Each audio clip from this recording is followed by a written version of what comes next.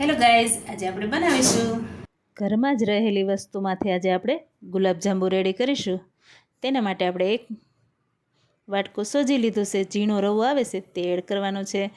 તેમાં 1 ચમચી આપણે ઘી નાખેલું છે, તેને આપણે સરસ શેકી લઈશું। કલર કોઈ ચેન્જ નથી કરવાનો, થોડો કચાશ દૂર થાય એટલો જ આપણે રવાને શેકવાનો છે। આ રીતના બધું મિક્સ થઈ જાય ત્યાર પછી થોડી વાર ચલાવતા રહેશું એટલે આપણે રવાના દાણા બધા શેકાઈ જાય અને વ્હાઈટ જ રહેવો જોઈએ એ રીતના આપણે શેકી લેવાનું છે। ત્યાર પછી આપણે ધીમા ગેસે શેકી લીધા પછી આપણે જે રવો આપણે વાટકો યુઝ કર્યો છે તેમાં તે જ વાટકાથી આપણે 2 વાટકા દૂધ નાખીશું। તો અત્યારે 1 વાટકો આપણે દૂધ એડ કરી દીધું છે। દૂધ એડ કરીને બધું સરસ મિક્સ કરી લેશું। ત્યાર પછી થોડું થોડું કરીને બીજો વાટકો પણ આપણે દૂધ એડ કરી દીધું છે। 2 વાટકા આપણે પૂરું દૂધ એડ કરવાનું છે અને સરસ લોટ બંધાય એ રીતના મિક્સ કરવાનું છે। પેશોનેટથી સરસ મિક્સ કરતું જવાનું છે અને દૂધ એડ કરતું જવાનું છે। બંને વાટકા દૂધ આપણે થોડું થોડું કરીને એડ કરી દીધું છે અને લોટ બંધાય એવું રેડી કરી લીધું છે આપણે મિશ્રણ। બંને દૂધને રવો બધું મિક્સ થઈ જાય એટલે આપણે ગેસ બંધ કરી દઈશું। આ રીતના સરસ લોટ બંધાય એવું થઈ ગયું છે અને ગેસ બંધ કરી દીધો છે અને એક થાળીમાં આપણે અત્યારે નીકાળી લીધો છે। નોનસ્ટિક પેન હોય એટલે ચોટતું નથી। આ રીતના આપણે ચાસણી બનાવશું એક પેનમાં।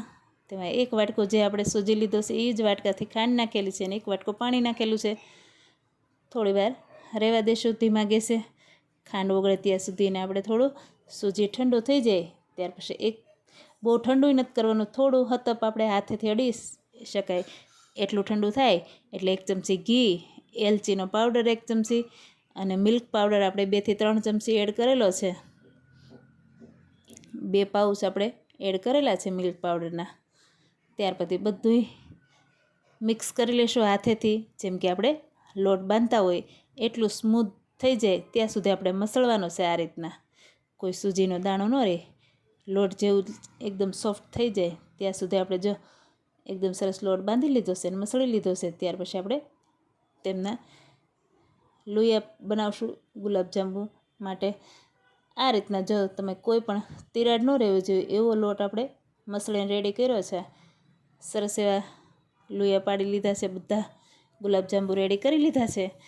ત્યાર પછી આપણે જે આપણે ચાસણી બનતી હતી એમાં 2 એલચી નાખવાની છે અને ખાંડ ઓગળી જાય અને પાણી ખાંડ મિક્સ થઈ જાય ત્યાં સુધી રહેવા દેવાની છે, કોઈ તાર લેવાની જરૂર નથી।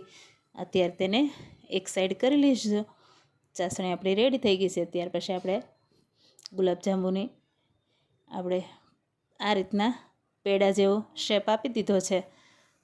તેને પણ મીડિયમ તેલ આવી ગયું છે, તેમાં થોડા થોડા કરીને બધા જાંબુ એડ કરી દઈશું। પછી તેને ટચ નથી કરવાનો, 2 મિનિટ રહેવા દેવાનું છે એમ જ થોડા શેકાય ત્યાર પછી આપણે કોઈ પણ વાસણથી ચમચાથી ચલાવશું ત્યાં સુધી આપણે રહેવા દઈશું, નહીંતર તૂટવા ફાટવા કરે છે એટલે 2 મિનિટ એને તેલમાં રહેવા દેવાના છે। મીડિયમ ગેસ રાખવાનો છે અને આ રીતના ગોલ્ડન બ્રાઉન કલર થાય ત્યાં સુધી રહેવા દઈશું। ત્યાર પછી આપણે જો કલર ચેન્જ થઈ ગયો છે અને આપણે બધા ગુલાબજાંબુ કાઢી લઈશું એક પ્લેટમાં। ત્યાર પછી આપણે